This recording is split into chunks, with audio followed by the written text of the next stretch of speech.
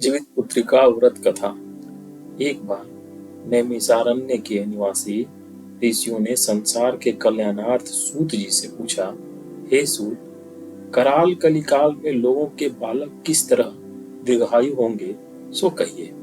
सूत जी बोले, जब द्वापर का अंत और कलयुग का आरंभ था, उसी समय बहुत सी शोकाकुल स्त्रियों ने आपस में सलाह की कि क्या इस कलयुग में माता के जीवित रहते पुत्र मरेंगे। जब वे आपस में कुछ निर्णय नहीं कर सकी, तब गौतम जी के पास पूछने के लिए गई। जब उनके पास पहुंची तो उस समय गौतम जी आनंद के साथ बैठे थे।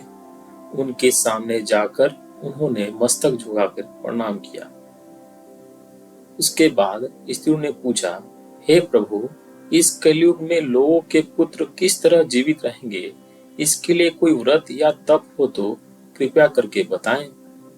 इस तरह उनकी बात सुनकर गौतम जी बोले, आपसे मैं वही बात कहूंगा जो मैंने पहले से सुन रखी है। गौतम जी ने कहा, जब महाभारत युद्ध का अंत हो गया और द्रोण पुत्र अश्वत्थामा के द्वारा अपने बेटों को मरा देखकर पांडव बड़े दुखी हुए, तो पुत्र के शोक से व्याकुल होकर द्रौपदी अपनी सहेलियों के साथ ब्रह्मश्रेष्ठ धौम्य के पास गईं और उनसे धौम्य से कहा, हे विपेंद्र, कौन सा उपाय करने से बच्चे दीर्घायु हो सकते हैं, कृपया करके ठीक ठीक कहिए।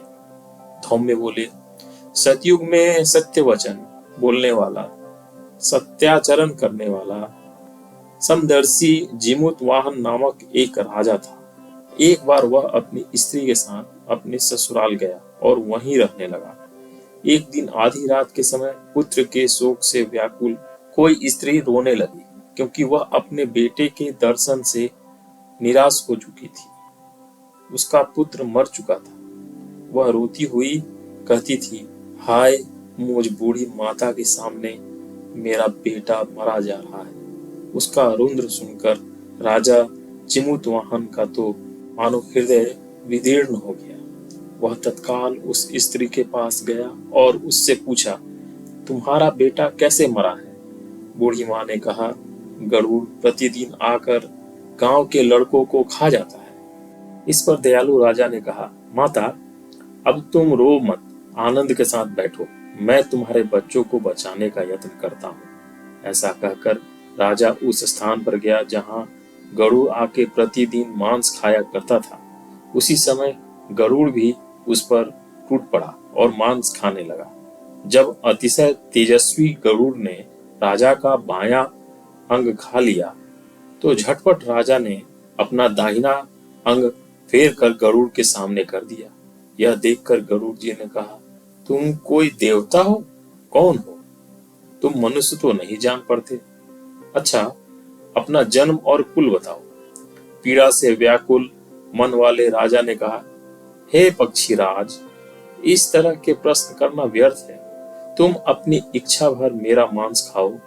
यह सुनकर गरुड़ रुक गए और बड़े आदर से राजा के जन्म और कुल की बात पूछने लगे। राजा ने कहा, मेरी माता का नाम है सैव्या और मेरे पिता का नाम शालिवाहन है।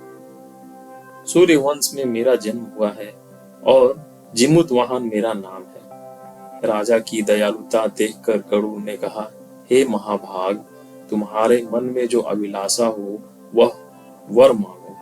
राजा ने कहा, हे पक्षीराज, यदि आप मुझे वर दे रहे हैं तो वर दीजिए कि आपने अब तक जिन प्राणियों को खाया है वे सब जीवित हो जाएं।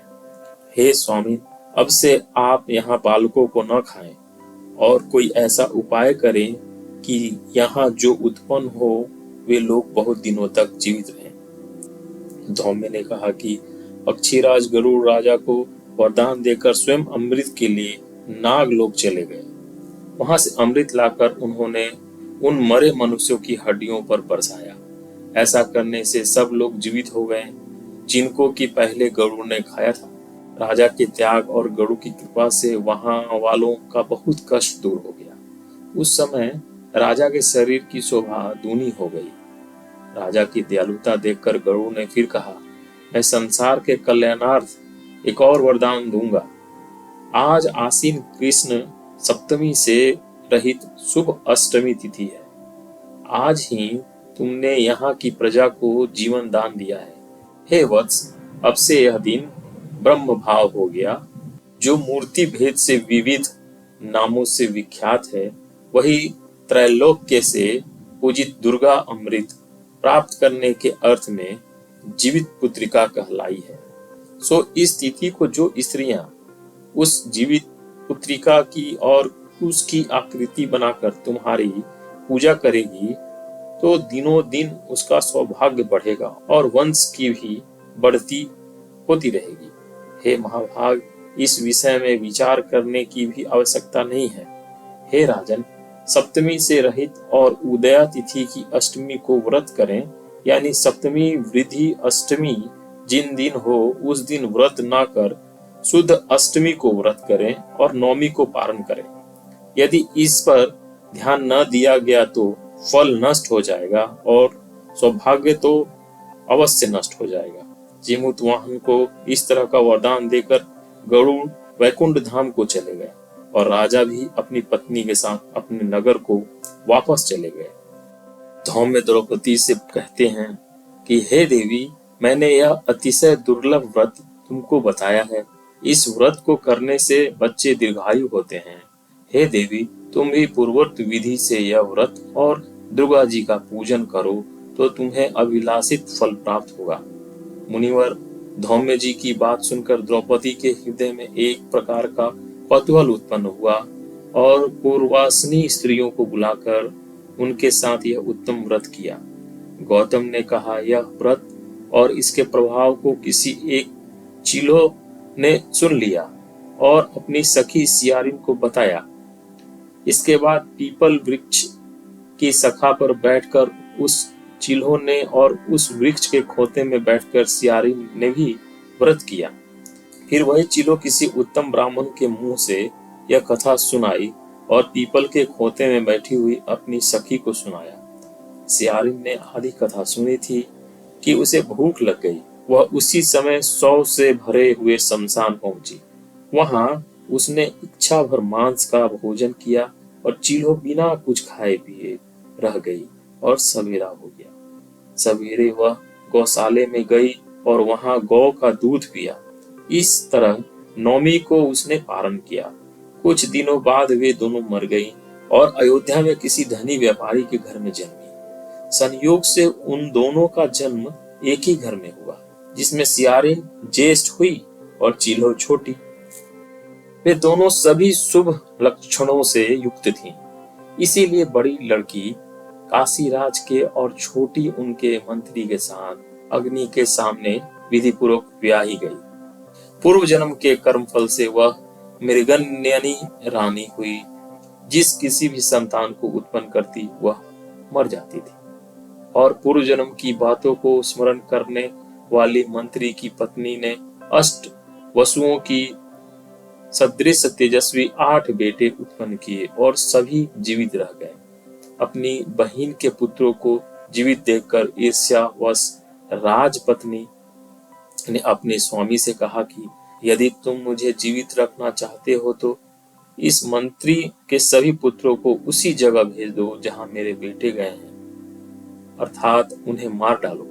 यह सुनकर राजा ने उस मंत्री के पुत्रों को मारने के लिए कई प्रकार के उद्योग किए, पर मंत्री पत्नी ने जीवित पुत्रिका के पुण्य बल से बचा लिया। एक दिन राजा ने अपने आदमियों से उन पुत्रों का सिर कटवाकर पिटारे में रखवाया और वह पिटारा उनकी माता मंत्री पत्नी के पास भेज दिया। किंतु वे 8 सिर बेशकीमती जवाहरात हो गए और भले चंगे वे 8 लड़के अपने माता के पास वापस चले गए। उनको जीवित देखकर राजपत्नी को बड़ा विस्मय हुआ।